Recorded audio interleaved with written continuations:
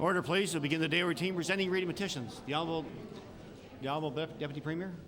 Yes, Mr. Speaker. I'm rising on a point of privilege. I don't think it's really a point of order, but yesterday during debate on Bill 269, Mr. Speaker, there were certain remarks made in the House by the member from Preston directed at the member from Colchester Musquodoboit Valley in discussing the bill. The remarks, Mr. Speaker, are contained on page 9637 of yesterday's Hansard.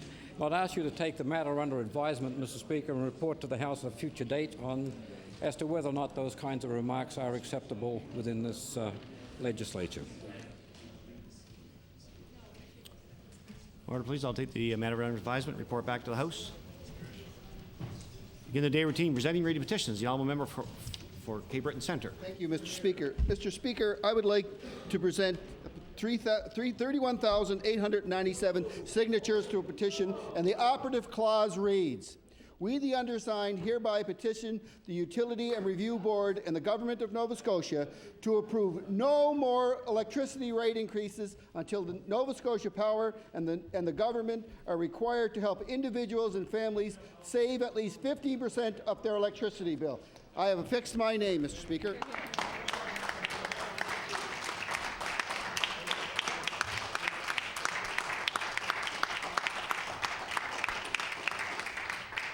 Petition is tabled. The Honourable Member for Halifax Clayton Park.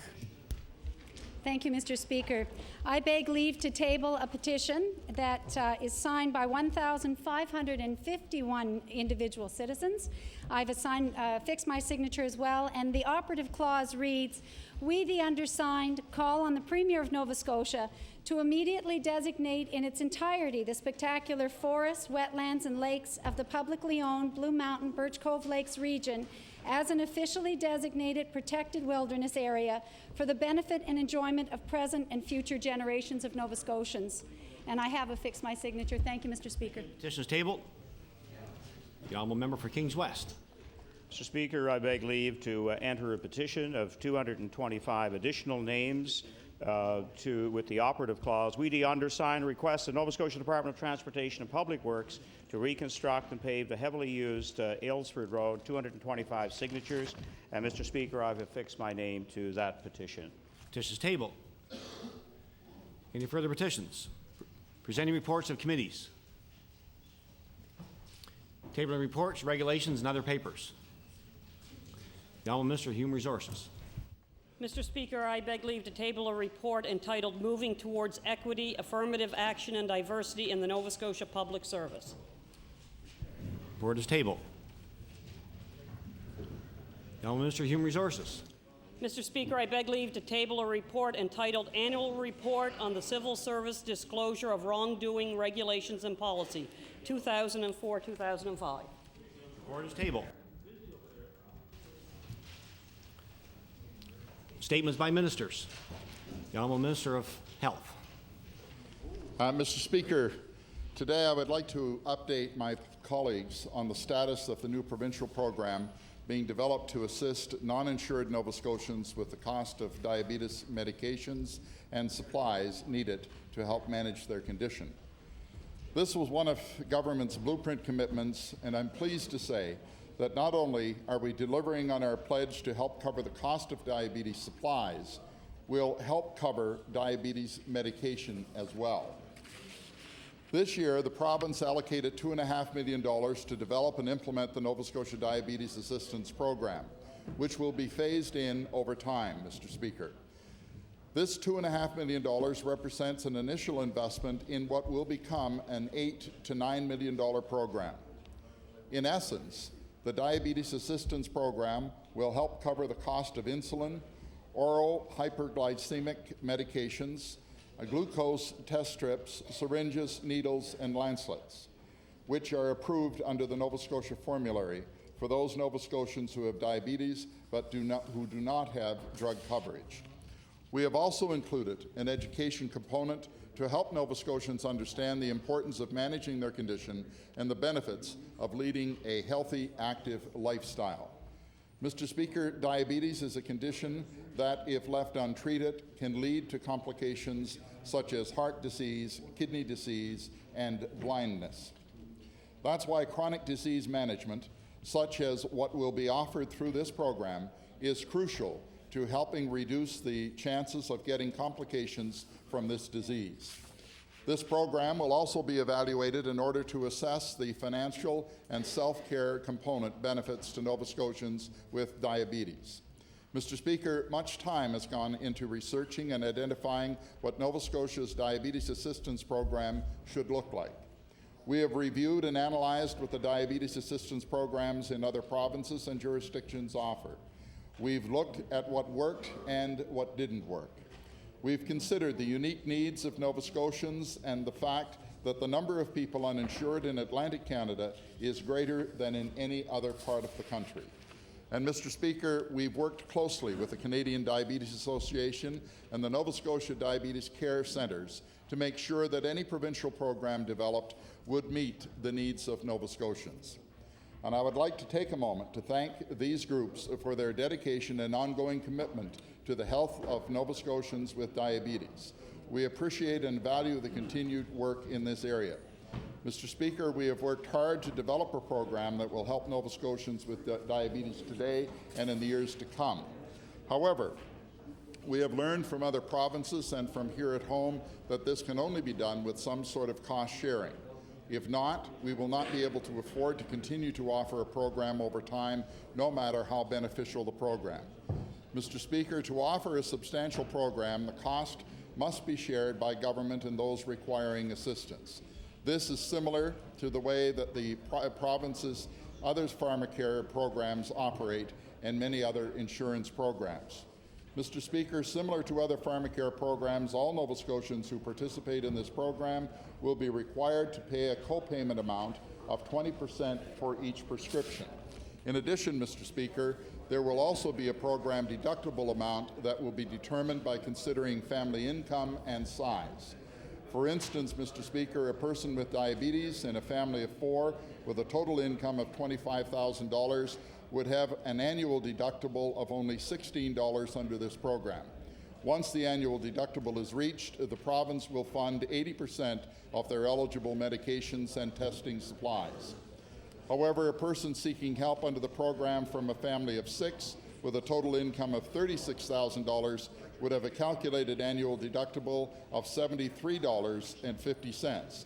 That means the government would fund over 77% of all eligible medications and testing supplies. As you can see, Mr. Speaker, given that the annual deductible amount a family will pay is based on income and family size, many Nova Scotians in the program will see government fund at least 75% of their eligible diabetes medications and testing supplies. Mr. Speaker, this cost-sharing approach will help as many people as possible to optimize their care now and in the future. We will anticipate to be able to have the application process for this program in place by the end of 2005 and to roll out the program in early 2006. Mr. Speaker, instead of waiting until the electronic system is ready, we have opted to establish a manual system to use in the interim so we can offer this program to Nova Scotians as soon as possible. The manual system would be used to register clients, calculate and track deductibles, and pay families upon submission of receipts. An automated program is currently under development. Mr. Speaker, as already communicated in the spring, Nova Scotians will be advised of the program's start date and the application process in the near future through public notices in newspapers, pharmacies, and physician offices. This program is a testament that this government is investing where it counts, where it will make a real difference in the lives of Nova Scotians. Thank you, Mr. Speaker.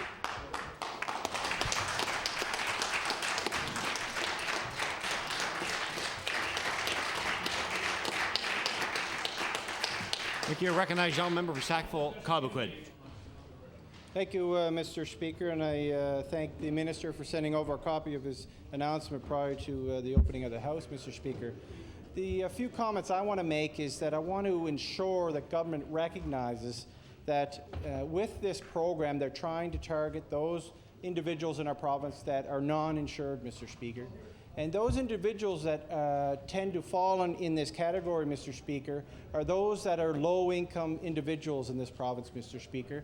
I'm fortunate enough to have coverage, an insurance coverage, Mr. Speaker, and this bill won't, this statement and this program won't affect me, Mr. Speaker.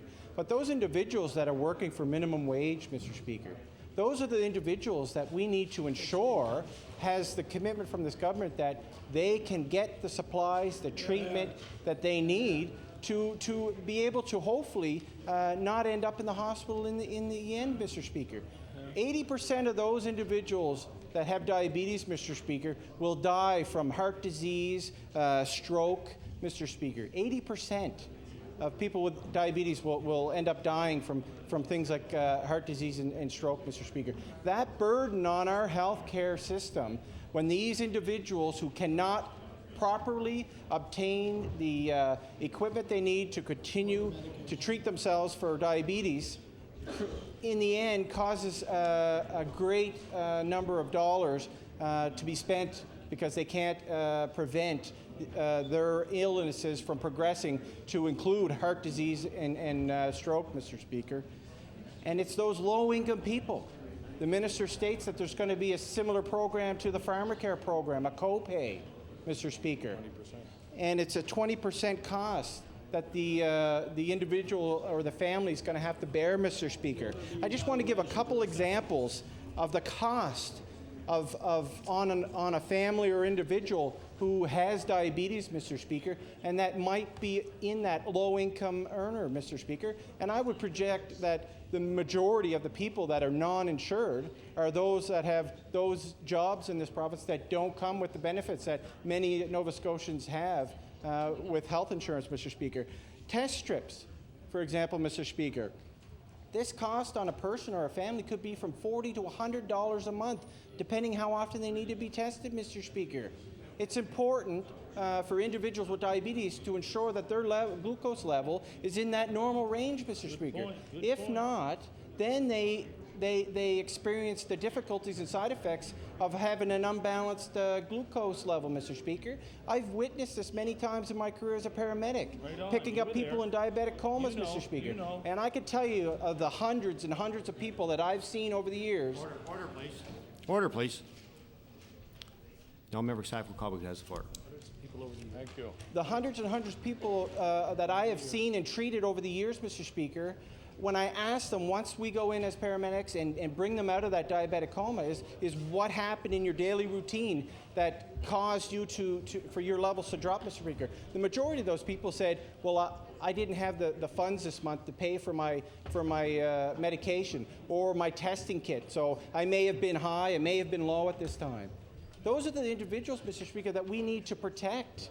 We need to ensure that they can get these supplies, Mr. Speaker. And I know by having a copay on it that it's going to put an added burden on their family income, Mr. Speaker. I said $40 to $100 possibly. So if it was a 20% copay, they could have to pay $20 a month. Landsets, Mr. Speaker. It's a device you use to prick your finger to obtain that blood sample that you need to check your glucose level, Mr. Speaker. That cost could be an added $10 a month, Mr. Speaker. It might not sound a lot to you and I, Mr. Speaker. The other thing is the oral medications, Mr. Speaker. This could be another $20 a month. So you could look at a person who might have an end cost at the end of the month of about $50 a month, Mr. Speaker. And I could tell you that someone that has a family income that has $100 left over at the end of the month. Order, please. There's too much noise in the chamber. I ask the members to take their conversations outside, please. Now, Member Sackville-Cobequid has the floor. At the end of the month. An assessment of their income. Mr. Speaker, a family that has $100 left at the end of the month to get the necessary food and extra supplies to run their families, Mr. Speaker, I can tell you that most of them aren't going to spend the $50 a month to copay to enroll in this program, Mr. Speaker. That's the message I want to get. Those low-income earners that a $50 a month cost will determine if their kids get proper food, Mr. Speaker. And I could go on about the cost of trying to eat healthier when you're a diabetic, Mr. Speaker. It's more expensive now to eat healthy than it is to go and get those fast food, unhealthy diet diet and food, Mr. Speaker, for your family. So I want the government to recognize that those low-income people, they need to be recognized that if they can't pay for this, that the government should be able to step in and hopefully assist them to get those products so that they're not a burden on the healthcare system down the road, Mr. Speaker, and that they're taken care of, and that they're able to gain access to the equipment they need to hopefully prevent future illnesses from diabetes, Mr. Speaker. Thank you. Recognize the member for Glace Bay. Mr. Speaker, I'm pleased to rise and respond to the ministerial statement with respect to diabetic assistance program in this province. Mr. Speaker, you know, Mr. Speaker, I couldn't believe my eyes when I read the statement that the minister just read before this House. Because, Mr. Speaker, first and foremost, we were told that the program would be ready in November. Now it's going to be early in 2006, later than originally promised. But, Mr. Speaker, those who supported this government last election on the promise that they would receive a low-income diabetic assistance program would have to be somewhat disappointed in this minister's statement, Mr. Speaker, that this government will now charge a deductible for this program. A deductible, a copay, irrespective of the amount. The amount doesn't matter. That's not what this government, and it's not what that premier promised to be in this program. Mr. Speaker, this government did not say they would be introducing a low-income diabetic pharmacare program. They said they would be providing assistance to families. As simple as that, Mr. Speaker. So shame on this government and shame on that premier for not being honest when it came to the issue of this program in the last election, Mr. Speaker. And that is a fact. Mr. Speaker, there's still much that can be done, though, Mr. Speaker. For example, such items as insulin pumps are not included. The insulin pumps are not included on this list. And the minister has been silent on the issue of whether his education program will include education of those in school boards. Mr. Speaker, we can all recall, and recall it with great sadness, the young child from Dartmouth whose first day of school was a nightmare due to confusion with paperwork and the fact that school officials could not assist should insulin be required. Mr. Speaker, perhaps the minister's education program could address some of these deficiencies. For those, Mr. Speaker, at the Canadian Diabetes Association and the Nova Scotia Diabetes Care Centres, please accept our caucus' sincerest congratulations for all of the hard work and effort. Mr. Speaker, again, it's unfortunate that the program that's been worked so hard on and was hoping to achieve goals that they're now not able to be fully funded by this government as promised. Mr. Speaker, in closing, this could have been all good news, but Mr. Speaker, it's mired in the sad fact that this government and this premier, again, did not deliver on what they promised.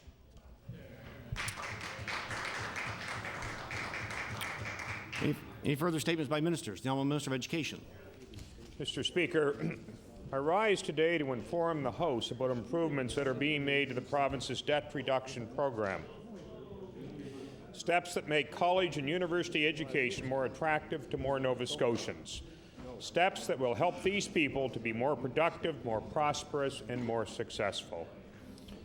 As the members in this House know, this government introduced a debt reduction program in 2003.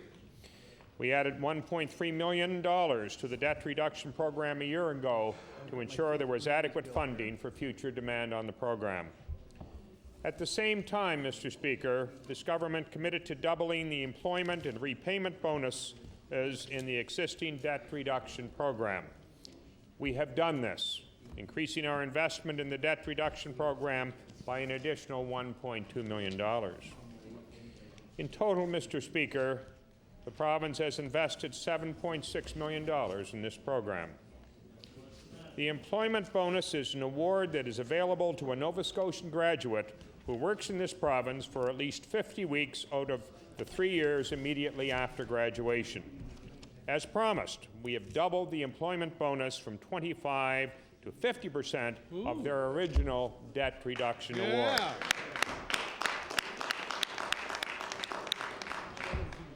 The The repayment bonus, Mr. Speaker, is an award that is available to a Nova Scotian graduate who makes at least 12 payments against the provincial student loan within 3 years immediately following graduation. As promised, Mr. Speaker, we have doubled the repayment bonus from 10% to 20%. Mr. Speaker, this is in addition to the basic debt reduction award that is available to all graduates. A Nova Scotia student enrolled in a Canadian post-secondary institution would be eligible for a 15% reduction of their first-year provincial student debt. The student would be eligible for 25% of their second-year provincial student loan, 35% of their third-year provincial loan, and for 45% of their fourth-year provincial student loan. If a student needs additional time to complete their studies, a further 15% of student loans accumulated during a one-year grace period is also available. Now, Mr. Speaker, let's put that into a real-life scenario. A Nova Scotian student who completes a 4-year university program and receives the maximum annual Nova Scotia student loan of $5,100. At the end of 4 years, Mr. Speaker, their accumulated Nova Scotia student debt would be $20,400. That student would be eligible for a debt reduction award of $6,120. If they work in Nova Scotia for at least 50 weeks during the 3 years following graduation, they qualify for a $3,060 employment bonus. If that same student makes at least 12 payments against the Nova Scotia student loan in the 3 years following graduation, they would qualify for a $1,224 repayment bonus. Mr. Speaker, of the $20,400 in Nova Scotia student loans that the graduate had accumulated, the province will have forgiven $10,404 if the students qualify for the bonus awards.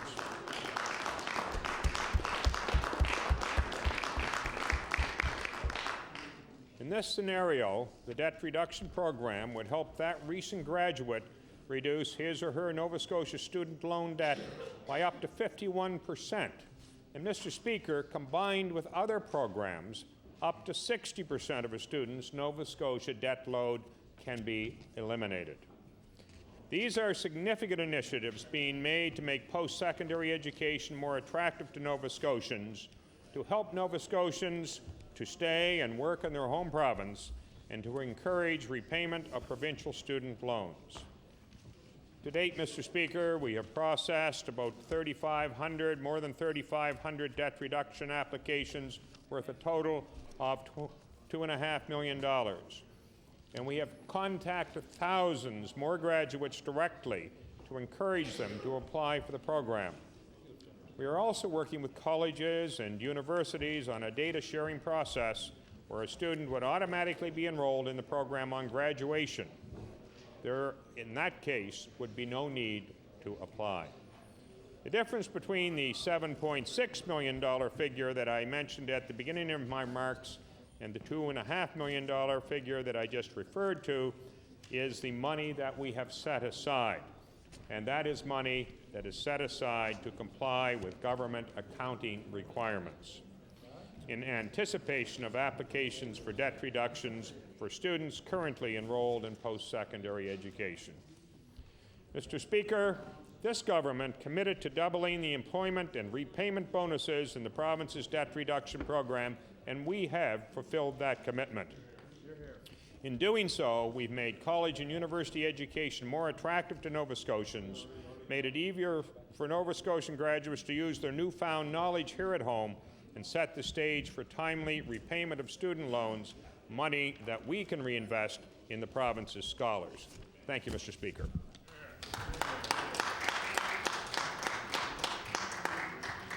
Now, a member for Timberlea Prospect. Thank you, Mr. Speaker.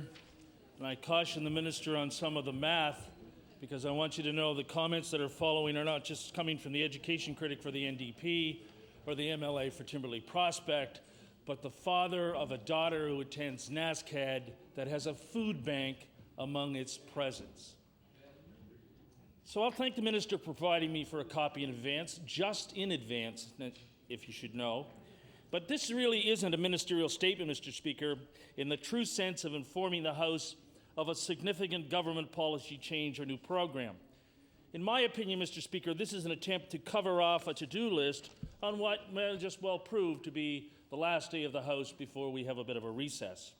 This minister stands in his place to outline, quote-unquote, improvements that he says bolsters the government's so-called debt reduction program. He says the province has invested $7.6 million in this program so far. But by my count, Mr. Speaker, the government is still some $32.4 million behind on their IOU to the students of this province. When a previous minister cut the loan remission program in the year 2000, are we so conveniently just to forget that? It was awarding about $10 million a year to students to reduce their debt loads. That program was entirely gone for 4 long years, meaning that the government cut a cumulative $40 million from student debt relief. And let's not lose sight of the fact that this means that one full generation of students, those who entered in 2000 and those who will graduate in 2004, will have to bear the higher debt loads, interest costs, and lost opportunities that this fateful, unfair, and wrong decision made at the time. But, Mr. Speaker, what about today's generations of students? Well, they are collectively borrowing more. Over 1/2 of Nova Scotian students take out government student loans each year, Mr. Speaker. And while this number may have been somewhat static over the past few years, it's not because students don't need the money, it's because of an inflexible, unfavorable student loan system in this province. According to research by the Millennium Scholarship Foundation, Mr. Speaker, the rate of private borrowing has increased sharply in this province. A decade ago, less than 10% of students turned to private banking for help funding their education. Today, some 40% use private bank loans and financing to help fund their education. A decade ago, Mr. Speaker, $7 out of every $10 spent on post-secondary education transfers to students and families was on the basis of the need. Today, that's only $4 out of that 10. And Mr. Speaker, what about tuition? Tuition in Nova Scotia for the 2005-06 year is averaging, and I repeat, averaging $6,281, which is more than $2,000 higher than the national average. Nova Scotia tuition is $4,000 higher than in Quebec. There are tuition fees or rollbacks in Saskatchewan, in Manitoba, in Ontario, in Quebec, and oh, should we forget about Newfoundland and Labrador and the leadership that Premier Danny Williams has done for the students who continually leave this province to attend university in St. John's at Memorial. So in closing, I'd like the minister to do a reality check. In his closing remarks, he says, and I quote, "College and university education is more attractive to Nova Scotians," end of quote. That may be true, Mr. Speaker, that an education has become, quote unquote, more attractive, but that's only because it's much more necessary in today's economy. One thing's for sure, though this government certainly has not made post-secondary education more affordable. Students tell me that every day, including the young woman that I'm fortunate enough to call my daughter. She knows of many young people at NASCAD who just can't afford to go back to the second semester again this year. Thank you, Mr. Speaker. Thank you. The honourable member for Halifax Clayton Park. Thank you very much, Mr. Speaker, and it's my pleasure to reply to the ministerial statement. As was mentioned, we received this statement only about 15 minutes before coming to the House, so I think it would have been better to see it sooner. However, it's always a pleasure to talk about post-secondary education and the issue that I've become ever more familiar with since being elected here to the House in 2003. In reading the ministerial statement, I find it very interesting that the second paragraph begins the history in 2003 with the introduction of a debt reduction program. It misses the earlier history, the history of the debt remission program, which was a Liberal program in place, axed by the new government when they came in power in 1999. It was a $10 million a year program to help students, and that program was completely set aside. replaced with the Millennium Scholarship, which was never the intention of the federal government to have that money replace existing provincial monies. And the government was able to get away with that, as was mentioned earlier, for 4 years before the Millennium Scholarship issue came to light. And there was an embarrassment for the government when it was realized that they had, in fact, shortchanged 4 years of our university students by removing other special debt reduction and aid. So there's a history here which is not nearly so positive. And when the program was reintroduced in 2003, as the minister well knows, it came in at a mere $5 million, which was half strength, half the amount it had been previously. And if we listen carefully to the minister's statement, you'll see as well where there's talk of the amount being $7.6 million figure now, but in fact only $2.5 million has been awarded and help given to the 3,567 debt reduction applicants they've had. And the reason for that is the money they're setting aside is being prorated, so it's being banked for future years as the students advance through their first, second, third, and fourth years. The money's being set aside in a proper accounting manner, I'm sure, but less money going back to the individuals who need it. And 4 years of our students were left with no help whatsoever. And I think that is a shameful legacy, really. And to be boasting today about slowly beefing up this program, you know, is a little bit is it $1 short and a day late? Well, 4 years late.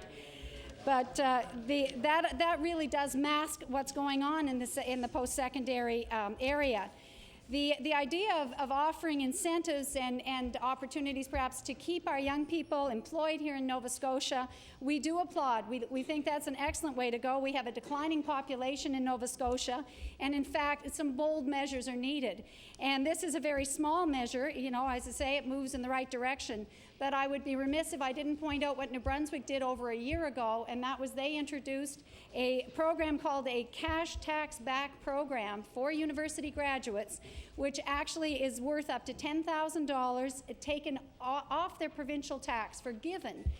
So these young people working and staying in New Brunswick, regardless of whether they have student loans, regardless of whether they attended a New Brunswick university or post-secondary institution, are given up to $10,000 for staying and working in New Brunswick, and they have over 20 years to achieve that total amount.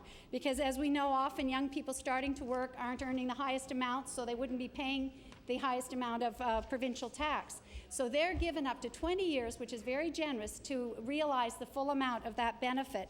And that's our near neighbor, New Brunswick, who's taken some dramatic steps, and it sends a strong signal to students that we want young people to come and work in New Brunswick. And I think we need to do something a little bolder here in Nova Scotia if we want to keep our young people working here. Salaries are lower than they are in other parts of Canada, and there are, as we know, labor shortages in many of the other provinces, including Nova Scotia, I might add, but in provinces like Alberta where the salaries are a lot higher. So we need to be bold and look for new ways to encourage young people to stay in our province. Another issue that should be mentioned when we're talking about a program like this is that these benefits come after graduation, and students will tell you their concern is today. They're struggling to get enough money to pay to get enough loans. A lot of them are going to banks, to lines of credit, to personal loans that they have to incur. And the reason for that is because of the high cost of education in Nova Scotia. We have really some of the best universities in the country, and we're fortunate for that. But with tuition going on average $2,000 higher than the Canadian average for undergraduate education, our students are very stressed. And since the earlier member spoke of his personal experience, I'll mention that I have a daughter attending Acadia University this year for the first year, and that is, I think, the most expensive certainly in Nova Scotia, and I think that makes it the most expensive undergraduate program in the country. And that's a great shame because these are wonderful institutions, but they need more government assistance to control the kind of tuitions they have to charge. So students are looking for front-end help. For a young student in university, it looks like an eternity till they graduate and can imagine earning that kind of money and enjoying the benefits of this debt reduction program. And I must say, this much reduced debt reduction program, diminished debt reduction program from what was previously in place, and $40 million were lost in the process for students in our province. So with that, Mr. Speaker, thank you very much. Thank you. The Honourable Minister of Human Resources. Mr. Speaker, the participation of women in public decision-making is a vital issue here in Nova Scotia. In this House, we make up fewer than 15% of elected members. Mr. Speaker, it isn't just the House of Assembly where Nova Scotia women are underrepresented. The same holds true in almost every provincial and territorial legislative assembly and in municipal councils across Canada. If Nova Scotia women are to have a more meaningful say in the public policy that affects them, we need more women in decision-making positions. Last year, the Advisory Council on the Status of Women teamed up with Mount St. Vincent University to create a special program to help women prepare to meet a major challenge in public life. We hosted Atlantic Canada's first nonpartisan campaign school for women.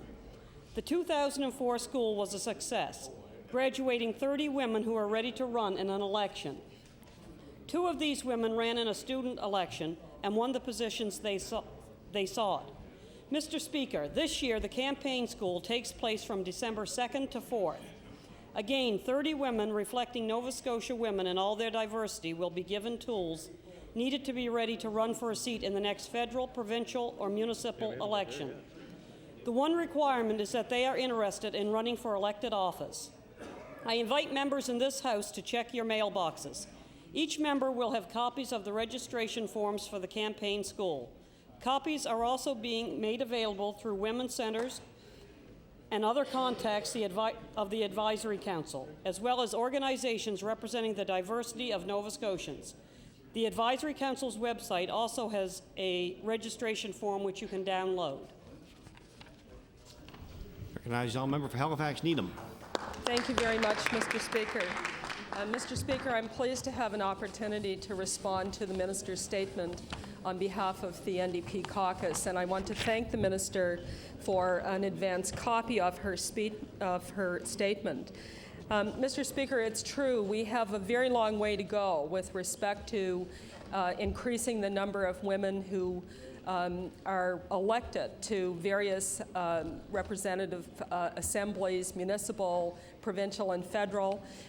It's not. It isn't the case that we just have few women in Nova Scotia. The province of Nova Scotia, in fact, have the lowest percentage of women elected of any of the provinces in the country, and this is something that should concern us all, Mr. Speaker, if we want to be a more representative kind of place. So we need to do much better. People are always trying to understand why it is that women don't offer for elected office. There's quite a substantial body of assessment and analysis and study that is being done, and many different ideas about why women don't run. One of the things I say is, if you look back historically in Nova Scotia, you'll see over quite a long period of time the dominant parties of the day, which until more recent times, thankfully, we've changed because of our presence, but the dominant parties until probably the 70s and 80s were the Liberal and Tory parties, and they ran very few women candidates. And I think now they're starting to change that practice. Mr. Speaker, the fees last year for this election school that the Advisory Council offered were over $300. In my information, I don't see that there are any fees. I'm hoping that, in fact, there are no fees for this election school, because we wouldn't want barriers to women of limited means. And, Mr. Speaker, I did have an opportunity to participate last year, and I'm hoping to do so again this year, and I wish the election school every success. Thank you, Mr. Speaker. Thank you. Recognize the honourable member for Halifax Clayton Park. Thank you very much, Mr. Speaker, and I'm happy to reply to this ministerial statement as well. Certainly last year's experience with the campaign school for women was very positive, and I know that a number of the women legislators here had an opportunity to participate in one element or another of the school that went over several days. I think it was an invaluable experience for the women who were able to come and participate, and it's very interesting to note that they were of all ages and from many corners of our province. So there was good representation from all sectors. And as is noted in the statement, a couple of the young women have run for student government positions at the universities and have since been elected. So I think they certainly have become interested and engaged, which is very important, especially when we talk, Mr. Speaker, about young women and younger people in general, and finding a relevancy in government and in serving in any capacity, either municipal, provincial, or federal. And so I think that is very important. Last year there was a concern about the cost for the school, and I know it was raised here in the legislature, and I believe at the end of the day it was subsidized to some extent. And completely? Okay, that's good. I've heard from the minister that eventually it was completely subsidized, and I think that's appropriate. I hope the same will be happening again this year, because it's money well invested to help. These are women who are leaders in their community. The young women will become leaders. They're on their way to that. And they go home and they know a lot more, and they can participate more fully, whether it's as campaign managers, behind the scenes, or as candidates themselves. And so I think it provides tremendous skills to improve the capacity of our communities. I think it's important that we congratulate the Advisory Council on the status of women for the initiative, and also particularly Denise Moore, who I know put a lot of time and effort into it last year as it was being developed, and I'm sure will be very involved again this year. I certainly enjoyed my participation in it, and in terms of the participation of women in government, I think it's very well worth noting that this year, with the arrival of the member for Chester St. Margaret's, we now have 7 women in the legislature out of a total of 52, which is still a very small number. I'm glad we can applaud that. It's still a very small number, although it is a record number for this legislature, and I think it's worth noting that that is something of significance. And we do welcome her for that reason and others. But at the same time, as I say, I think it's important that schools like this are held, that are nonpartisan, in that way encouraging women to be more active. In our own party, the Liberal Party in Nova Scotia, we have 44 nominations complete this year, and 11 of the nominated candidates are women at this time. So for us as well, that's, thank you, 20, yes, that's 25%, and we hope it will go higher. Thank you very much, Mr. Speaker. Order, please. Thank you. Order, please. There's quite a bit of noise in the chamber today. Order, please. Any further statements by ministers? The Honourable Minister of Health.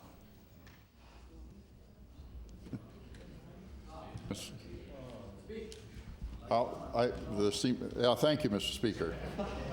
I want to update my colleagues on the status of the Provincial Early Intensive Behavioral Intervention, EIBI, treatment for children with autism, which government announced in December of 2004.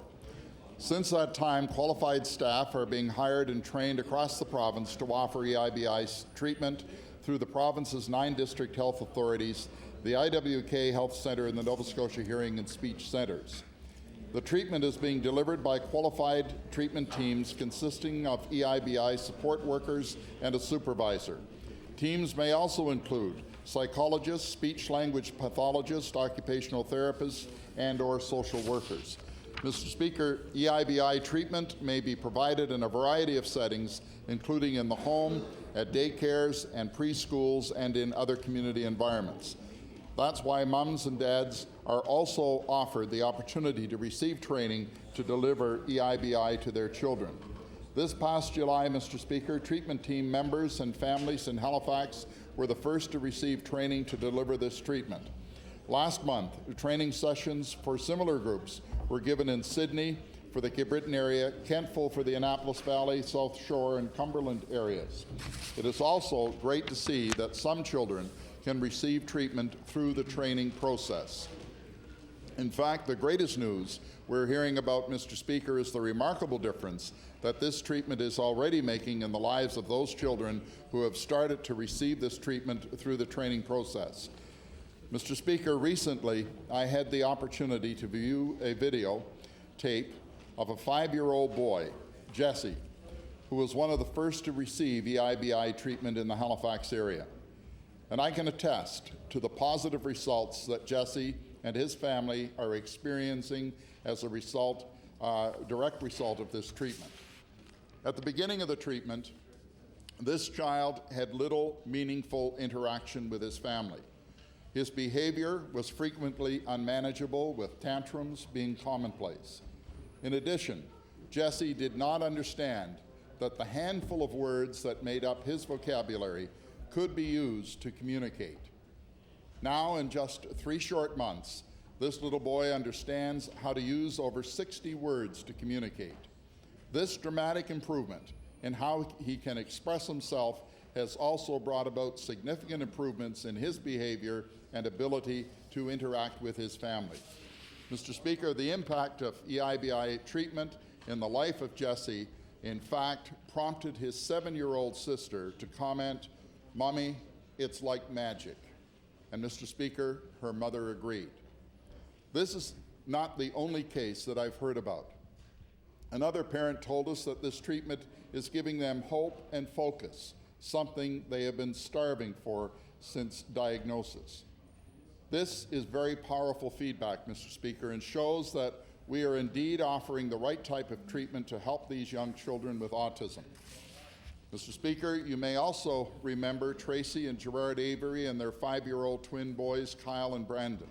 This family was particularly dedicated in lobbying the province to fund EIBI treatment for children with autism. They too are enthusiastic about the positive changes they are seeing in both their children as a result of this treatment. They've said that they're excited to be part of this program and anticipate endless possibilities for their boys.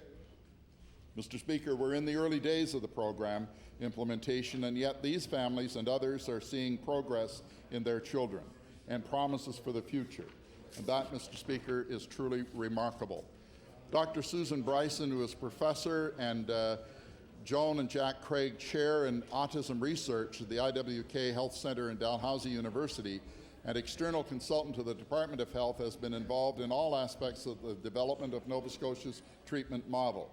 She will also be monitoring the program in her capacity as external consultant to the department in collaboration with EIBI clinical leaders and a network of treatment team members throughout the province.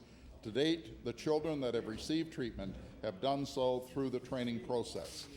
Mr. Speaker, as the skill level of the workers develop, more children will be able to receive treatment across the province. Our intent is to have this treatment in place and fully operational within the 9 district health authorities, the IWK Health Centre, the Nova Scotia Hearing and Speech Centres within 3 years.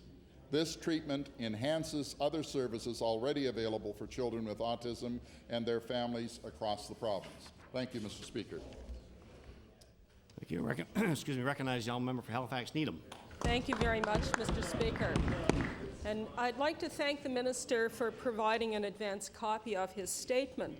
Mr. Speaker, it's always good news, I think, when children with special needs and their families are extended services that weren't provided previously, because it gives these families and these children in particular an opportunity to develop so they can participate fully in our province within their full capacity, Mr. Speaker. And I would like to add that one of the families who has benefited lives in my constituency and was a part of the group that worked so hard to get the government to adopt ABI therapies, and that was Jim Young. And I saw Jim one day with his daughter, who was on a scooter, playing up north in the north end of Halifax, and they both looked so happy, and it made me feel very good, Mr. Speaker, because there were times when I remember Jim here lobbying this government for these treatments when he didn't look so happy because of the situation his family was facing. Mr. Speaker, what the minister hasn't told us in today's statement is exactly how many families and how many children have actually been able to get access to this therapy, how many are waiting, how many wanted to be in the program but didn't get access because this program is limited, and how many will be accommodated at the end of 3 years. And Mr. Speaker, I know my colleague from Cape Breton Nova has been working very closely with the Autism Society of Cape Breton. And in that part of the province, they have the highest number of children with autism and very, very few services. And so I would encourage the minister to provide a little more detail in the information he gives us, and that he do a better job of getting access to these services for families all around the province, and not only here in the metropolitan area, although I do appreciate that the training is happening across the DHAs.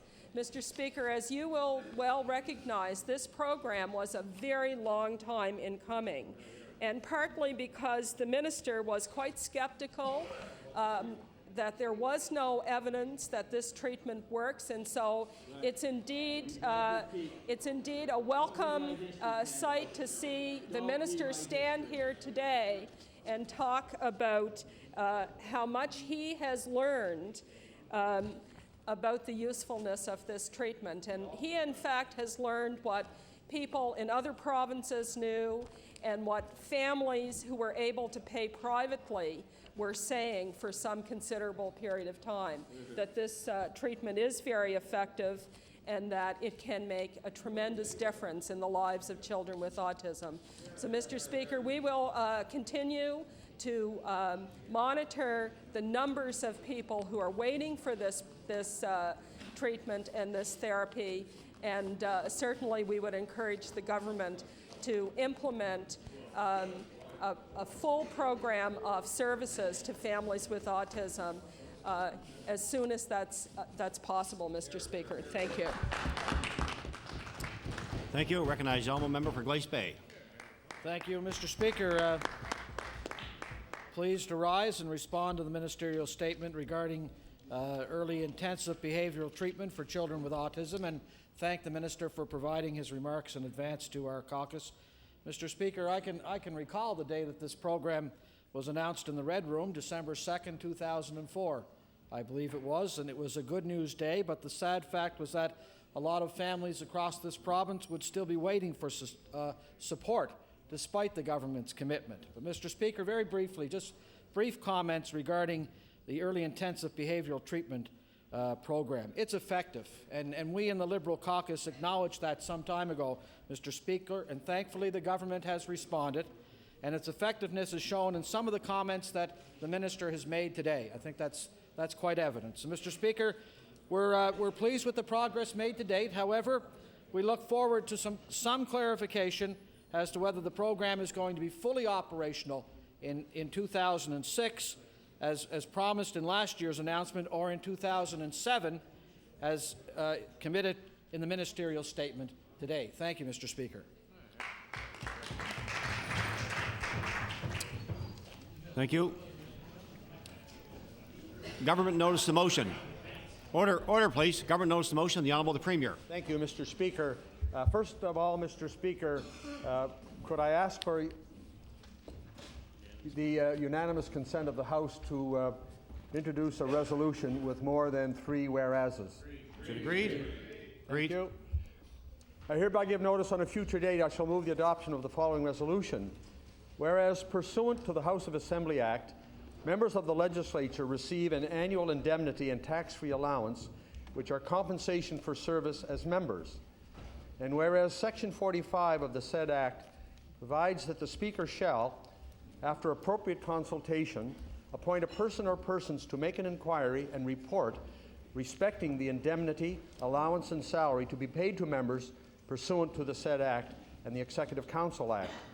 And whereas the report respecting the indemnity, allowance, and salary to be paid to members pursuant to the said Act is final and binding, and whereas members of the House of Assembly request that the tax-free portion of their salaries should become transparent and taxable, and therefore support substituting the tax-free allowance portion of their salary with a taxable salary amount equal to the real benefit to members of that tax-free allowance commencing January the 1st, 2006.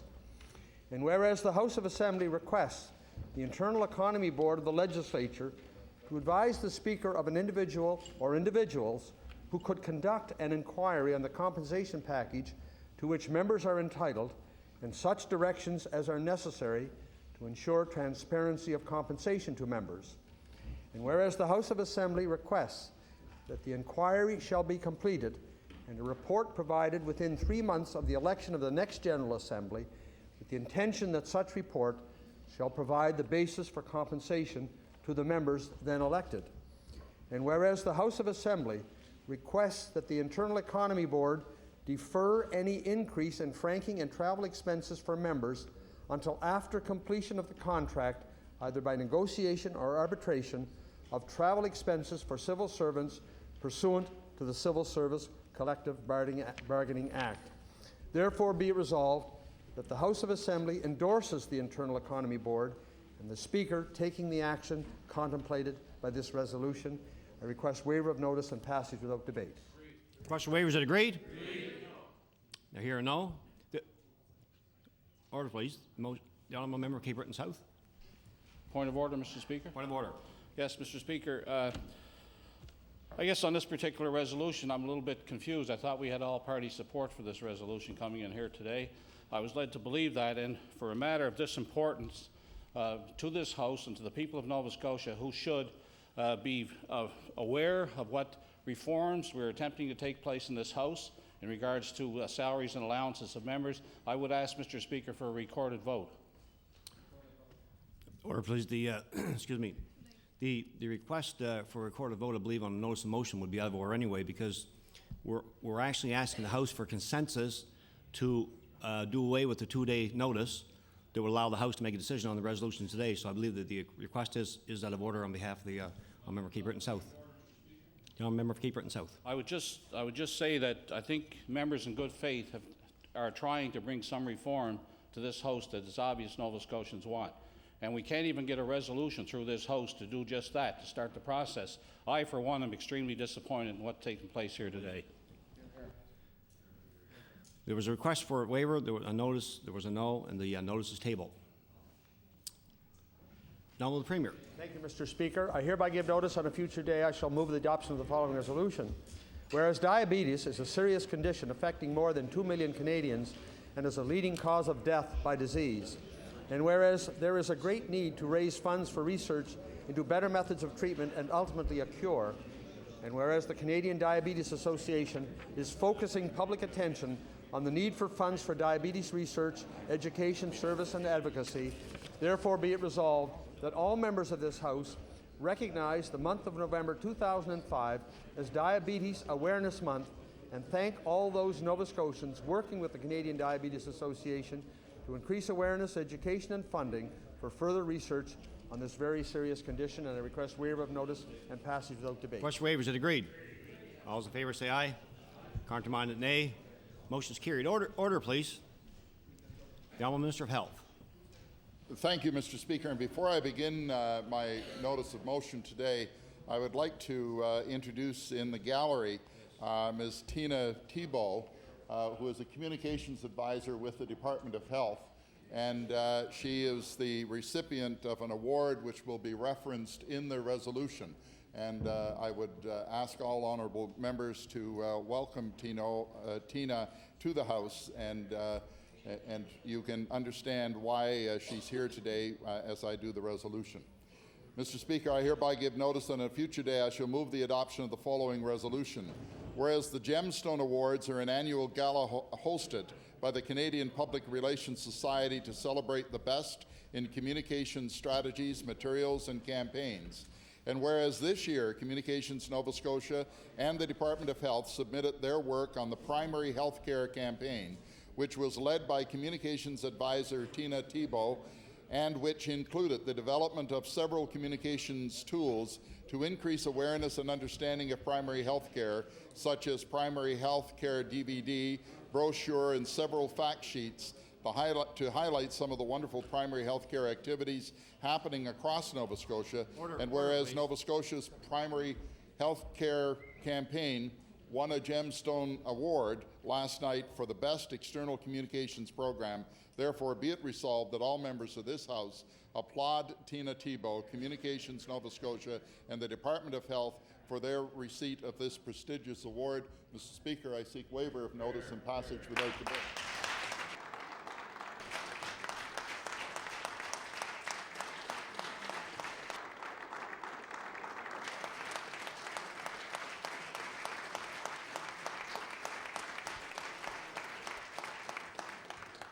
Request for waivers are agreed.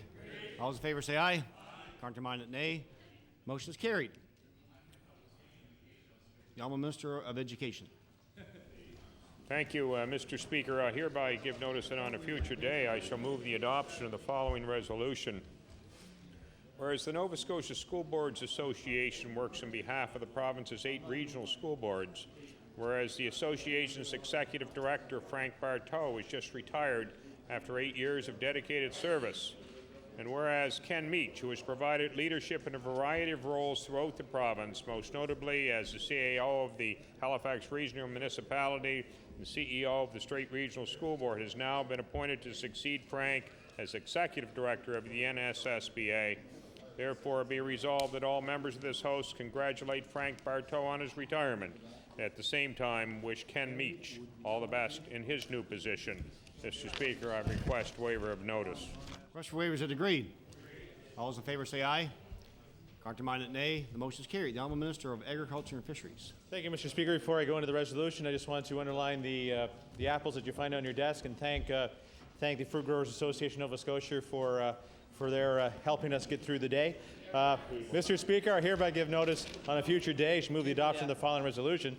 Whereas the Department of Agriculture and Fisheries and the Nova Scotia Fruit Growers Association signed an agreement today, November 3rd, that will assist Nova Scotia apple growers plan for the future by planting a new variety of apples, the Honeycrisp, which you find on your desk. And whereas the Nova Scotia Fruit Growers Association, which has been in existence since before... please. The Honourable Minister of Agriculture and Fisheries. Which has been in existence before Confederation, has a strategy to revitalize the tree fruit sector. And whereas the provincial government is investing $235,000 annually for 5 years to help Nova Scotia apple growers plant about 240 hectares of Honeycrisp apple trees, therefore be it resolved that all members of this House congratulate the Nova Scotia Fruit Growers Association for initiating a long-term strategy for Nova Scotia apple industry and recognizing opportunities for the Honeycrisp apple in both the domestic and export markets. Mr. Speaker, I request waiver of notice and passage without debate. Waivers are agreed. All those in favor say aye. Counterminded, nay. Motion is carried. The Honourable Minister of Energy. Thank you, Mr. Speaker. I hereby give notice on a future day I shall move the adoption of the following resolution. Whereas Halifax Regional Municipality launched Phase 1 of its new Metrolink service on August 21st, 05, and whereas the limited stop and fully accessible commuter service between Urban Core and Sackville and Cole Harbour is an instant success, expected to result in a 750,000 kilogram reduction in greenhouse gas emissions by 2007. And whereas the Department of Energy is pleased to provide support to this project, which encourages energy-conscious alternative models of transportation by adding bike racks to new buses, developing new and existing bike paths to Metrolink terminals, and creating park and ride spaces. Therefore, be it resolved that all members of this House congratulate the HRM for the Metrolink project and its reductions it will make in Nova Scotia's greenhouse gas emissions. And Mr. Speaker, we request waiver of notice, passage without debate. Is it agreed? All those in favor say aye. Counterminded, nay. Motion is carried. The Honourable Minister of Education. Mr. Speaker, I hereby give notice that on a future day I shall move the adoption of the following resolution. Whereas Literacy Nova Scotia, the Provincial Literacy Coalition, supports people and organizations involved in adult education and advocates on behalf of the adult literacy community. Whereas Literacy Nova Scotia has declared November 7th through the 11th as Literacy Action Week, with the theme this year of Hear Our Voices, and the goal of promoting literacy awareness to government officials. And whereas government whereas government values the voices of learners, literacy workers, literacy organizations, and literacy supporters, and recognizes that literacy is an essential skill underlying the province's economic and social prosperity, therefore be resolved that all members of this House congratulate Literacy Nova Scotia and its members on their commitment to adult literacy in the province and their efforts to raise the awareness in all levels of government of the importance of literacy in our society. Mr. Speaker, I request waiver of notice and passage without debate. Is it agreed? All those in favor say aye. Counterminded, nay. Motion is carried. Introduction to bills. Now, Minister of Justice. Thank you, Mr. Speaker. Mr. Speaker, I beg leave to introduce a bill entitled An Act to Make Communities and Neighborhoods Safer. Hear, hear.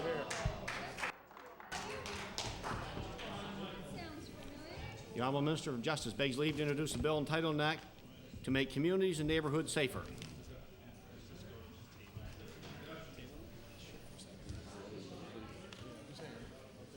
Bill 277, entitled An Act to Make Communities and Neighborhoods Safer. Order this bill be read a second time at a future date. The Honourable Minister of Justice on introduction. Mr. Speaker, I believe they may still be here. There were two visitors, at least in the House here, who attended for the introduction of the bill, and I'd like to acknowledge their presence here in the House. They were HRM councillors Patrick Murphy and Don Sloan. Thank you, Mr. Speaker.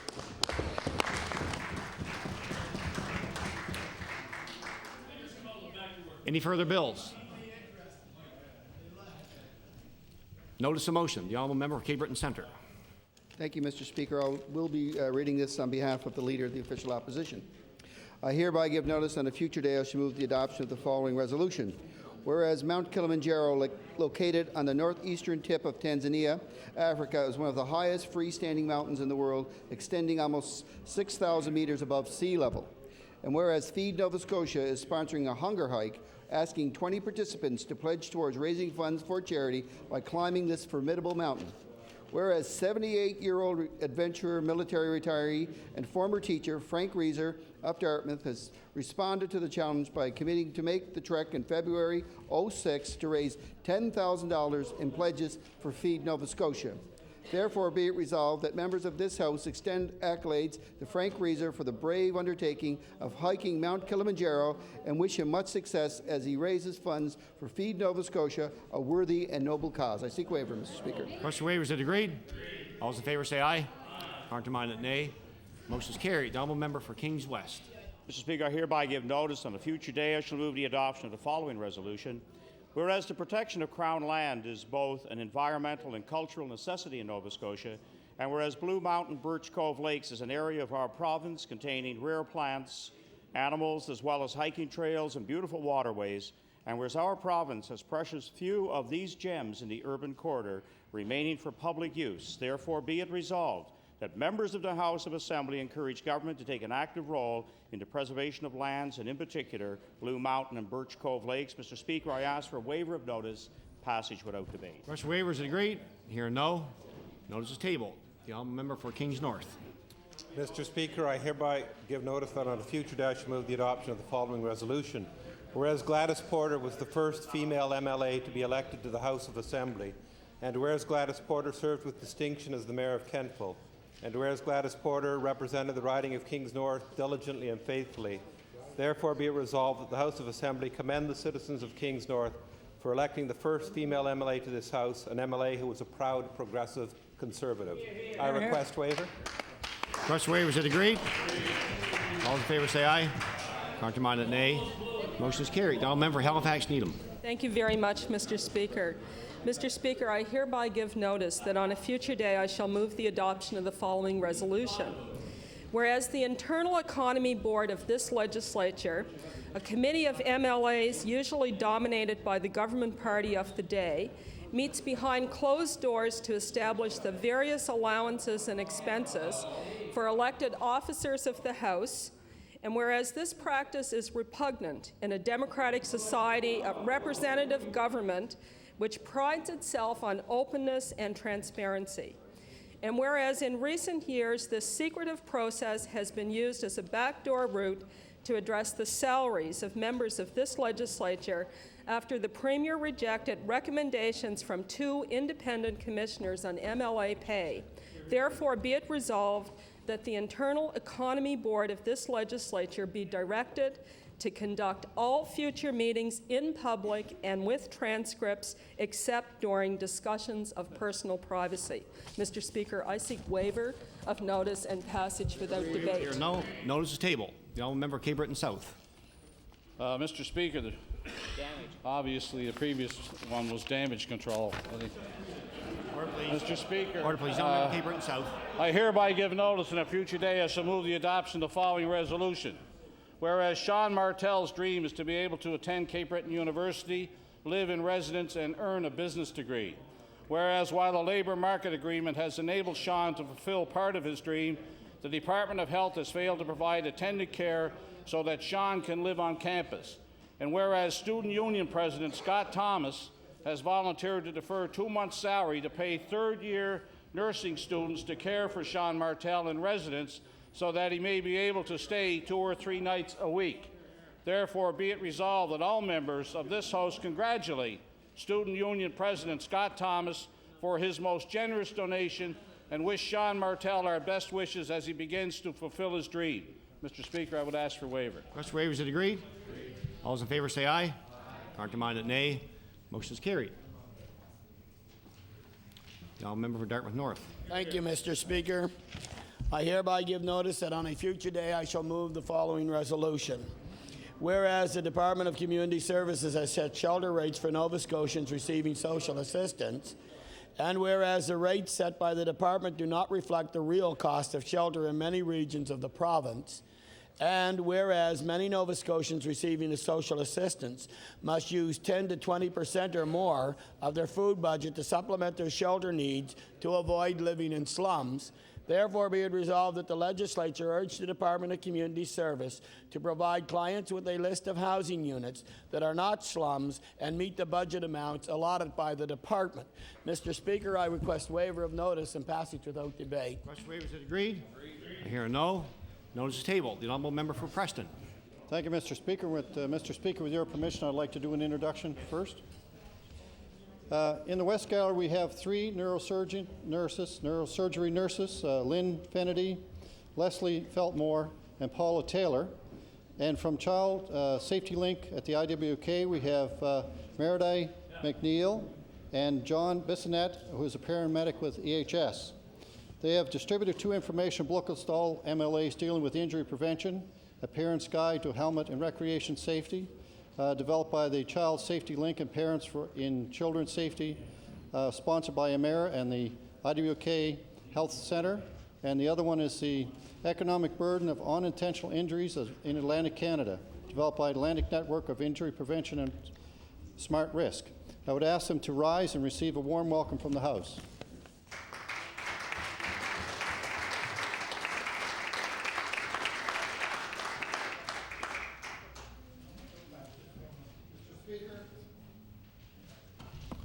Order, please. The member for Preston.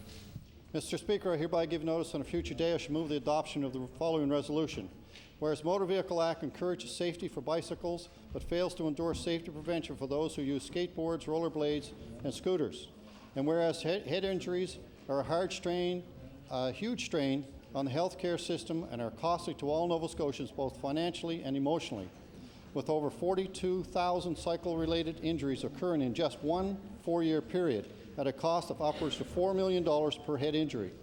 And whereas one helmet costs an individual roughly $40 and could prevent many injuries of youth who use skateboards, rollerblades, scooters, and this simple requirement would in turn save the province a great deal of healthcare dollars, and families would be less affected by the causes of severe head injuries.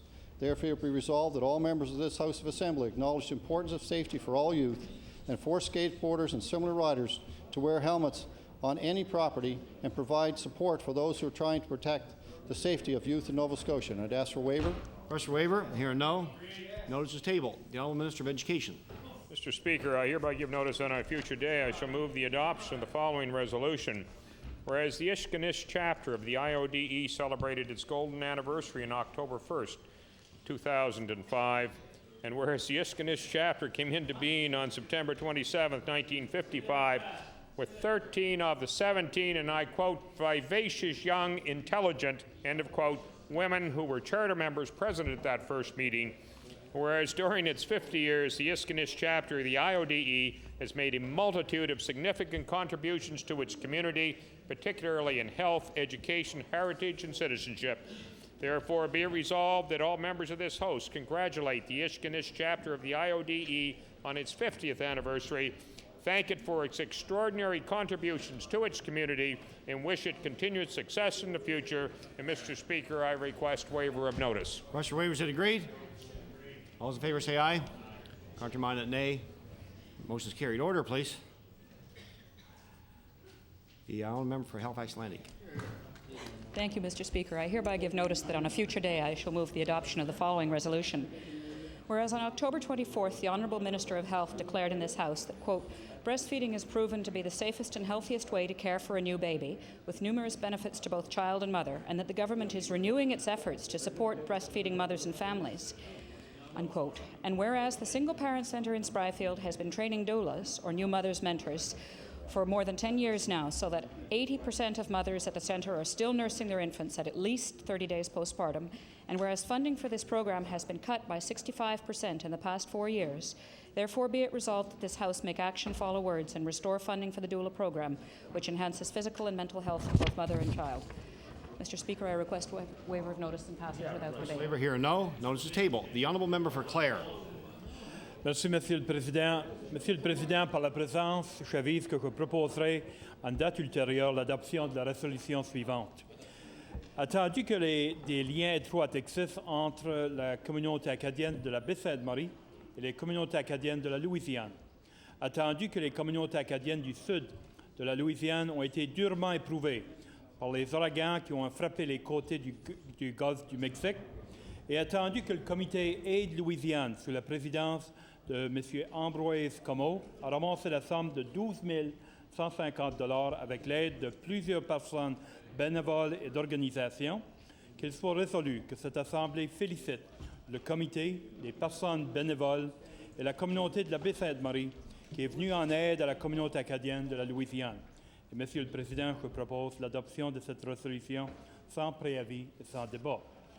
Mr. Speaker, I hereby give notice that on a future day I shall move the adoption of the following resolution. Whereas close historical cultural ties exist between the Acadian community in Clare and the Cajun communities in Louisiana, and whereas the Cajun communities of southern Louisiana were severely hit by Hurricane Katrina along the coast of the Gulf of Mexico, and whereas le Comité Aide Louisiane, under the presidency of Ambroise Comeau, raised $12,150 with the help of many volunteers and various organizations, therefore it be resolved that members of this House of Assembly congratulate le Comité Aide Louisiane, the many volunteers, and the community of Clare who raised funds to help their Cajun cousins. And Mr. Speaker, I would ask for waiver of notice and passage without debate. Question waiver, is it agreed? All those in favor say aye. Contrary, nay. Motion is carried. The honourable member for Kimberley Prospect. Thank you, Mr. Speaker. I'll be asking for waiver and passage without debate. I hereby give notice on a future day I shall move the adoption of the following resolution. Whereas the Friends for Life Child Care Centre is now open on the Prospect Road, and whereas this community-owned and operated business is providing a valuable service to the Prospect Road area, and whereas the staff's thoroughly professional approach is appreciated by parents of children attending this centre, therefore be it resolved that the Nova Scotia Legislature congratulate all involved with the Friends for Life Child Care Centre with best wishes for much success in their future endeavours. Mr. Speaker, I request waiver and passage without debate. Question waiver, is it agreed? All those in favor say aye. Contrary, nay. Motion is carried. The honourable member for Annapolis. Thank you, Mr. Speaker. May I do an introduction? Yes. Thank you, Mr. Speaker. I'd like to draw the attention of the House to the Speaker's Gallery, where my niece, Tricia Lee Murray, is here today. Tricia Lee is a social worker at a long-term care facility in Halifax, and she's here to add support to the administrators and managers of long-term care facilities around Nova Scotia who have come to join us today to bring attention to their plight and their struggle for fair compensation. So I would ask the host to greet my niece with a warm welcome, as well as all the administrators who are in Halifax today. Thank you. We certainly welcome a special guest to the gallery today, the honourable member for Annapolis, on this resolution. Thank you, Mr. Speaker. Hereby give notice that on a future day I shall move the adoption of the following resolution. Whereas Pat McDougall has been a valued employee of the Annapolis County Municipal Housing Corporation, as administrator for the Adult Residential Centre for 19 years, whereas her concern for the well-being of the residents, support and commitment to the staff, and dedicated service to the board has been exemplary, and whereas her willingness to go the extra mile, her leadership in the continuing care community, and her attention to detail have been valued and greatly appreciated, therefore be it resolved that the members of the House of Assembly wish Pat McDougall health and happiness on her deserved retirement. Mr. Speaker, I ask for waiver of notice and passage without debate. Question waiver, is it agreed? All those in favor say aye. Contrary, nay. Motion is carried. The honourable member for Cape Breton Nova. Thank you, Mr. Speaker. Mr. Speaker, I hereby give notice on a future day I shall move the adoption of the following resolution. Whereas on October 29th and 30th, 2005, in the city of Sydney, Nova Scotia, the inaugural Cape Breton Fiddlers Run, which main goal is to promote healthy living, took place. And whereas on Saturday, October 29th, 523 students made their mark in the streets of downtown Sydney in the Doctors Nova Scotia Youth Run. And whereas on Sunday, October 30th, 570 runners took to the streets, participating in events including a 5-kilometer community health challenge, a 10-kilometer run, a half marathon, and a full marathon. Therefore, be it resolved that members of the Legislative Assembly congratulate the organizers, volunteers, and all the participants who played a part in this momentous weekend for not only having to raise money for the Cape Breton Regional Health Foundation for the purchase of incubators for the neonatal unit, but also putting Cape Bretoners on the running map for years to come. Mr. Speaker, I request waiver of notice and passage without debate. Question waiver, is it agreed? All those in favor say aye. Contraminded, nay. Motion is carried. The honourable member for Halifax Needham. Thank you, Mr. Speaker. I hereby give notice that on a future day I shall move the adoption of the following resolution. Whereas Alex Livingston, a painter and resident of North End, Halifax, recently exhibited a collection of his work entitled Alex Livingston Paintings 1985 to 2005 at the Dalhousie Art Gallery. And whereas James McSwain, a video artist and filmmaker and also a North End resident, was recently recognized by the Centre for Art Tapes with a retrospective of his work called Little Known Curious Fables. And whereas Alex Livingston and James McSwain were each the subjects of an appreciative article in the summer 2005 issue of Visual Arts News, therefore be it resolved that the Nova Scotia Legislature congratulates Alex Livingston and James McSwain on their artistic accomplishments and hope that they will continue to contribute to the culture of Nova Scotia. Mr. Speaker, I seek waiver of notice and passage without debate. Request for waiver, is it agreed? All those in favor say aye. Contraminded, nay. Motion is carried. The honourable member for Halifax Clayton Park. Mr. Speaker, I hereby give notice that on a future day I shall move the adoption of the following resolution. Whereas athletes, coaches, and managers from Nova Scotia traveled to Regina in August for the 43rd Canada Summer Games, and whereas Maurice Ferris of Halifax represented our province competing in men's volleyball against the strongest athletes throughout Canada, and whereas Team Nova Scotia members demonstrated integrity and sportsmanship in their respective competitions and made our province proud, bringing home 46 medals from the 2005 Canada Summer Games, therefore be it resolved that members of this House congratulate Maurice Ferris, recognize the commitment it takes to perform at this elite level, and wish him continued success in future endeavours. Mr. Speaker, I ask for waiver of notice and passage without debate. Request for waiver, is it agreed? All those in favor say aye. Contraminded, nay. Motion is carried. The honourable member for Dartmouth North. Mr. Speaker, I hereby give notice that on a future day I shall move the adoption of the following resolution.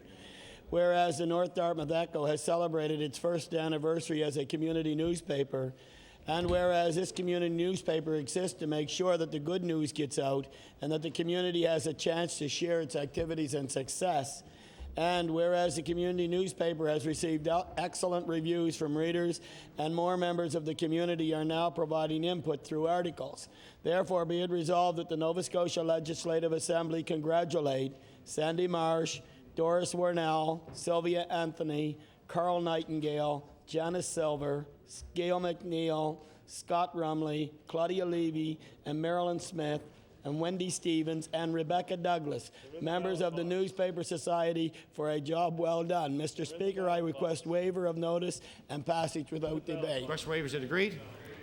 All those in favor say aye. Contraminded, nay. Motion is carried. The honourable member for Digby Annapolis. Thank you, Mr. Speaker. Mr. Speaker, I hereby give notice that on a future day I shall move the adoption of the following resolution. Whereas World Teachers' Day was celebrated on October the 5th, 2005 to promote a worldwide awareness, understanding, and appreciation for the vital contributions that teachers make to the education and development.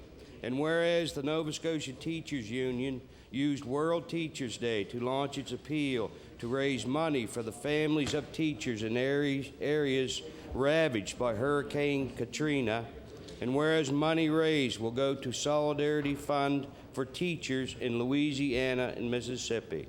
Therefore be it resolved that all members of this House recognize World Teachers' Day as well as the Nova Scotia Teachers Union for helping their neighbors in their time of need. Mr. Speaker, I ask for waiver of notice and passage without debate. Request for waiver, is it agreed? All those in favor say aye. Countermanded, nay. Motion is carried. The honourable member for Cape Breton Nova. Thank you, Mr. Speaker. Mr. Speaker, I hereby give notice on a future day I shall move the adoption of the following resolution. Whereas on Sunday, October 23, 2005, at the Susan McCacken Memorial Ballpark in Sydney, Nova Scotia, the Cape Breton University Capers men's baseball team captured the Canadian Intercollegiate Baseball Association Championship. And whereas the Capers completed the round-robin play with a record of 2 wins and 1 loss. And whereas the Capers defeated the Ottawa GGs 2-0 in their playoff game, and then defeated the York Lions by a score of 1-0 in the championship game. Therefore, be it resolved, the members of the Legislative Assembly congratulate the Cape Breton University Capers men's baseball team on capturing the Canadian Intercollegiate Baseball Association Championship, making it known that Cape Breton University is a force to be reckoned with within the intercollegiate world of athletics. Mr. Speaker, I request waiver of notice and passage without debate. Request for waiver, is it agreed? All those in favor say aye. Countermanded, nay. Motion is carried. The honourable member for Clare. Thank you, Mr. Speaker. Mr. Speaker, I hereby give notice that on a future day I shall move the adoption of the following resolution. Whereas on Saturday, September 24, 2005, Vintage Farm Inc. organized the Tracy Graves Memorial Trade Ride and Pork Barbecue in Southville, and whereas the event raised over $3,000 for the Children's Wish Foundation, and whereas Vintage Farms, along with a group of volunteers, organized a full slate of events for this special occasion. Therefore, it be resolved that the members of this House of Assembly expresses congratulations and gratitude to the Vintage Farms and volunteers for supporting the Children's Wish Foundation.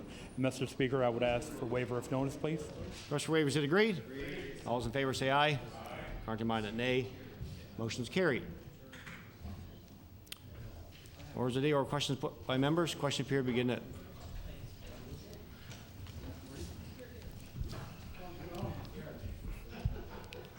the honourable member Glace Bay on a resolution. Thank you, Mr. Speaker. I didn't even read it yet. Mr. Speaker, I hereby give notice on a future day I shall move the adoption of the following resolution. Whereas each November 11th, deserving members of the Canadian Forces are selected to stand sentry at the National War Memorial during the National Remembrance Day Parade. And whereas all members selected must have a minimum number of years of service as well as a record of exemplary conduct.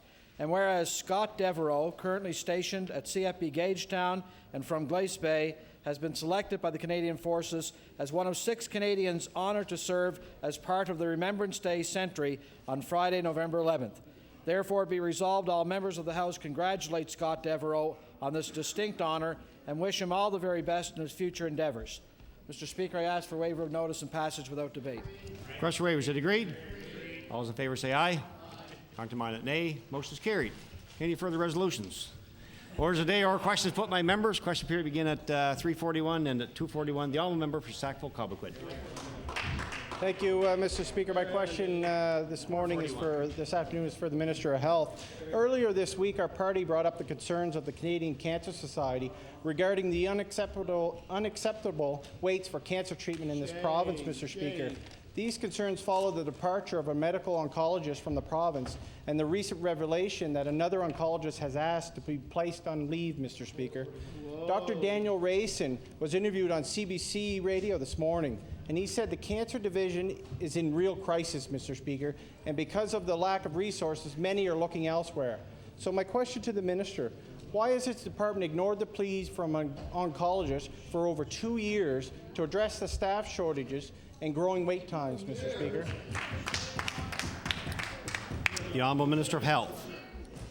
Thank you very much, Mr. Speaker. And we have, Mr. Speaker, worked with Cancer Care Nova Scotia. We are currently reviewing with them proposals that they have with respect to enhancing cancer care with the province, Mr. Speaker. We have approved 3 additional oncologists, one of which will arrive in January of this year to begin service, and they're actively recruiting for 2 more, Mr. Speaker. And we will be incorporating the advice of Cancer Care Nova Scotia into the business planning process for the coming year.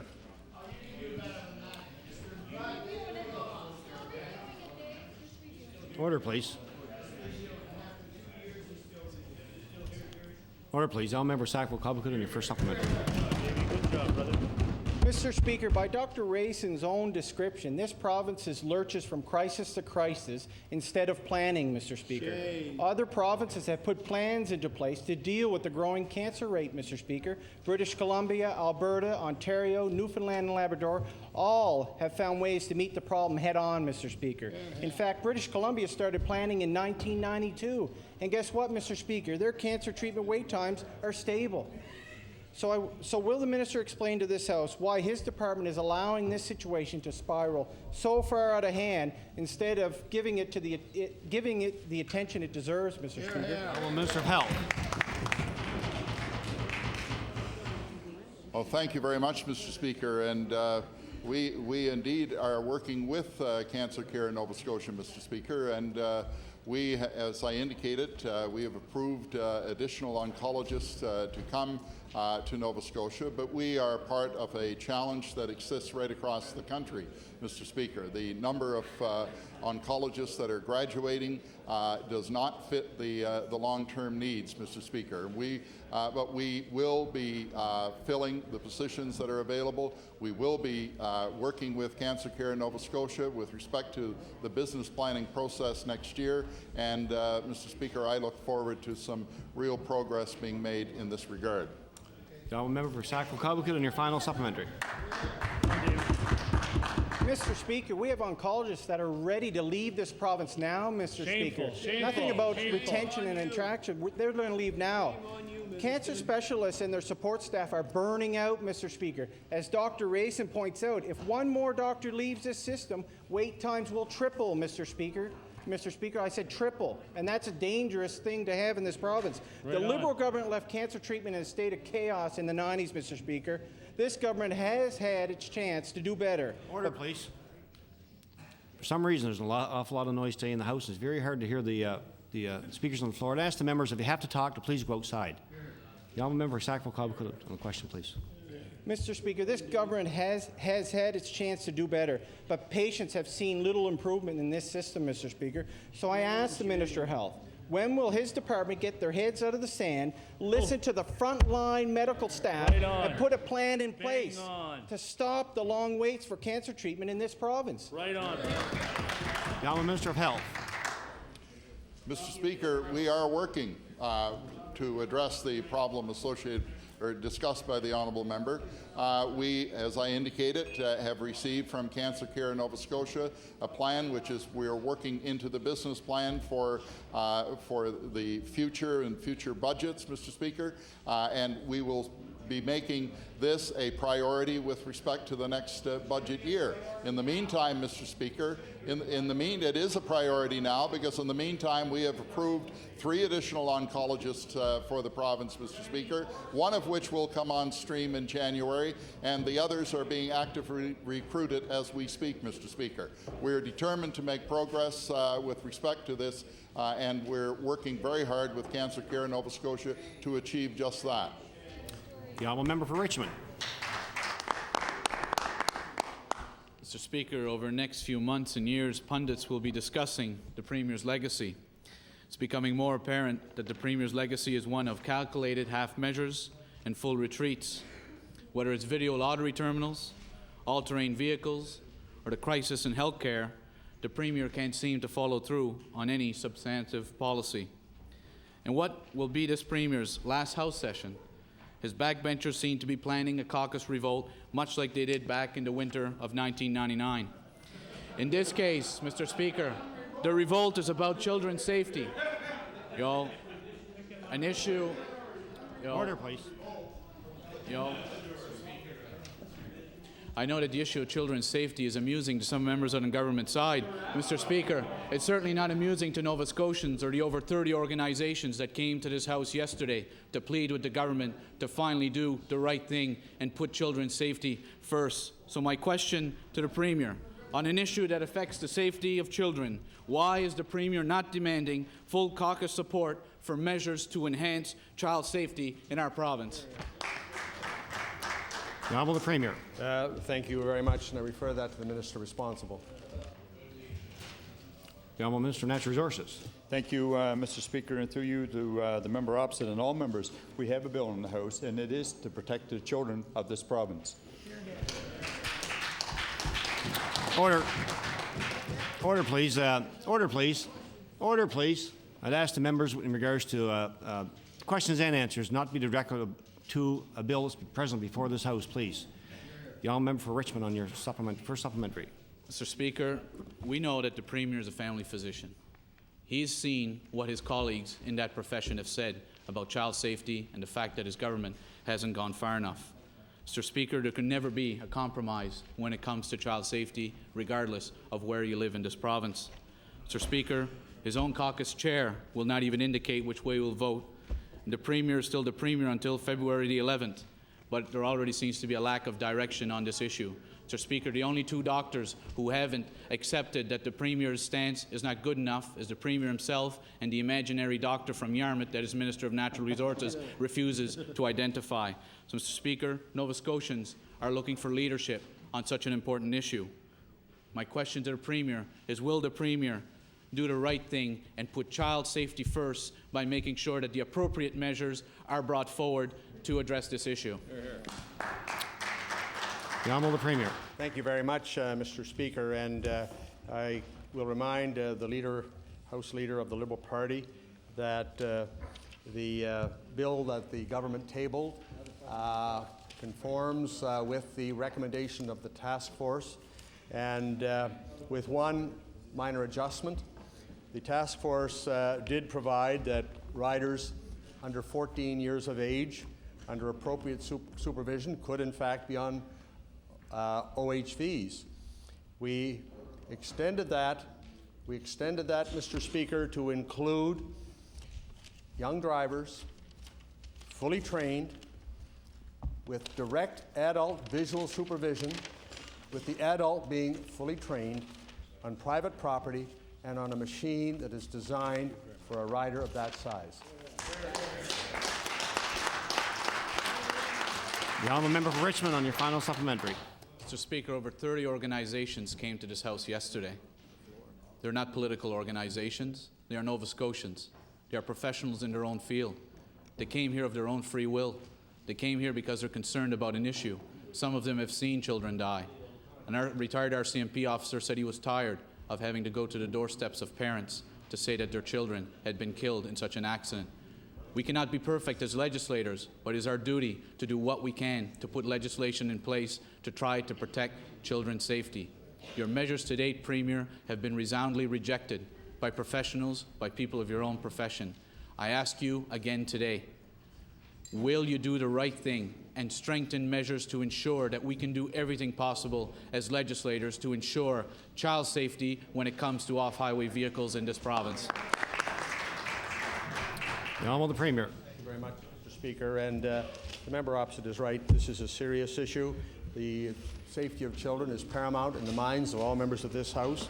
We do have a disagreement as to the best way in which to enforce child safety, Mr. Speaker. One of the things that we have to avoid is young people riding on machines that were designed for adults. The action plan that this government has put forward allows that to happen, Mr. Speaker. As a matter of fact, it legislates it to happen. Now, Member Sackville-Cobequid. Mr. Speaker, my question is for the Minister of Health. In February 2003, the Department of Health commissioned an independent study of management and administration wages in the continuing care sector, Mr. Speaker, many of them in the gallery today. That study found that all 567 positions studied are underpaid by the Department of Health's funding formula for nursing homes, Mr. Speaker. These findings were given to the Minister in December, and so far no action has been taken to address this issue, Mr. Speaker, and the report has not been released publicly. So my question to the Minister of Health, will he table the report in the legislature today? The Honourable Minister of Health. Mr. Speaker, the contents of the reports and recommendations from my department are currently before Treasury and Policy Board, Mr. Speaker, and I anticipate some results coming from that process in the very near future. Member for Sackville-Cobequid on your first supplementary. Mr. Speaker, this government prides itself on issuing studies and commissions, but rarely acts on them, Mr. Speaker. These low wages are impacting the recruitment and retention in continuing care. Nursing homes are applying the minimum standards to positions because they can't attract well-trained staff, Mr. Speaker. When you have minimum standards for administration in nursing homes, you're at high risk for poor resident care, plain and simple, Mr. Speaker. So I ask the Minister of Health, when will his department address these low wages so nursing homes can recruit well-qualified professionals to care for our seniors? Now the Minister of Health. Thank you very much, Mr. Speaker. As I indicated in response to the honourable member's first question, it is a matter that is currently before Treasury and Policy Board, and it is a matter that I anticipate coming forward to Cabinet in the near future, Mr. Speaker, and we recognize the need to address this problem, and the proposals that are under consideration will in fact do that. Now, a member for Sackville-Cobequid on your final supplementary. Mr. Speaker, many of those individuals that work in that field, Mr. Speaker, have been told by this government that these issues and their concerns will be addressed by now, Mr. Speaker. Yeah. Nursing homes are reporting that positions are remaining vacant for months because people can't earn the money as they do in acute care sector or other settings, Mr. Speaker. These wages are impacting the dietary, the maintenance managers, therapists, the care managers, Mr. Speaker, people who make sure our seniors are properly treated, Mr. Speaker. My question to the Minister of Health, don't our elderly nursing home residents deserve care from the most qualified and dedicated staff? And how is he going to make sure that this happens, Mr. Speaker? There you go. Now, Minister of Health. Thank you very much, Mr. Speaker. The proposals that are under consideration, Mr. Speaker, and other factors that we are looking at will in fact address this problem, not only in the continuing care sector, but in the acute care sector as well, Mr. Speaker. The honourable member for Glace Bay. Thank you, Mr. Speaker. Well, the good member for Sackville-Cobequid tried, but to no avail. Let me give it a shot, Mr. Speaker. My question is also for the Minister of Health, Mr. Speaker. We know that continuing care is a sector within our healthcare system that oftentimes doesn't get the attention that it deserves. 24 hours a day, 7 days a week, employees in nursing homes and homes for special care right across this province provide first-rate care to frail and vulnerable citizens. Mr. Speaker, we have asked administrators and directors within these facilities to do a lot without providing the proper recognition and resources to do so. On December 23, 2004, the Minister of Health was provided a report entitled The Continuing Care Compensation Review Final Report. The sector was told in the spring that the Minister has accepted the recommendations. The report is yet to be released. So my question to the Minister, despite accepting the recommendations in that report, why has it not yet been released to the continuing care sector? The Honourable Minister of Health. Thank you very much, Mr. Speaker. As I have previously indicated, we in fact are dealing with this issue before Treasury and Policy Board. I anticipate being able to bring recommendations to Cabinet in the near future, Mr. Speaker. The Honourable member for Glace Bay on your first supplementary. Mr. Speaker, you know, the guests in the gallery that are here today, they're not here because they care for themselves. If that was the case, they probably would have left their current position long ago. They're here because they care for the patients. That's why they're here, Mr. Speaker. Mr. Speaker, you know, on December 23, 2004, the Minister received the report. In April of this year, the Department wrote to facilities and told them that you accepted the recommendations in the report. In June, the Minister wrote the Nova Scotia Association of Health Organizations, once again confirming his acceptance. And on October 11th, the Deputy Minister wrote the group and told them an additional analysis and intergovernmental review was required.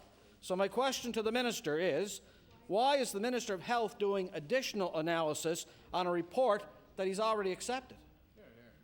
The Honourable Minister of Health. Mr. Speaker, we recognize that the situation the honourable member brings before the House today is indeed one that deserves our very closest consideration, and we want to move with respect to recommendation, and we want to address this. when we address it, Mr. Speaker, we want to make sure that we're doing the very best possible job of addressing it so that these institutions can, in fact, compensate their management at appropriate levels, Mr. Speaker. Member for Glace Bay, and your final supplementary. Mr. Speaker, yesterday the minister stood in this House and tabled a strategy on elder abuse. Now, part of the strategy requires administrators to protect patients and residents from abuse and neglect, and a job I'm certain that they do every day. However, Mr. Speaker, adequately adhering to the minister's strategy becomes more and more difficult if facilities are unable to hire and retain well-qualified and experienced individuals to do so. So my final question to the minister is, and it's not difficult to answer, could the minister please give a definitive date as to when he will release the Continuing Care Compensation Review final report, a report that the minister has already accepted? The Honourable Minister of Health. Mr. Speaker, we will in the very near future, and as I indicated, it is before Treasury and Policy Board, and I anticipate being able to bring a recommendation to Cabinet that will address this issue as well as the issue of compensation for managers in the acute care sector. We recognize that this is something that needs to be addressed, and when we address it in the very near future, we're going to do so in an appropriate manner. The Honourable Member for Cape Breton Centre. Thank you, Mr. Speaker. Mr. Speaker, my question through you is to the Minister of Natural Resources. Mr. Speaker, Swiss-based Xstrata is one of the 3 bidders under consideration for opening the Donkin mine. As the largest producer of thermal coal in the world, Xstrata is well known in the resource industry, Mr. Speaker. But they're more interestingly known of who some of their companies are, Mr. Speaker. And one of the largest shareholders is Glencore, a company that holds 40% stake in that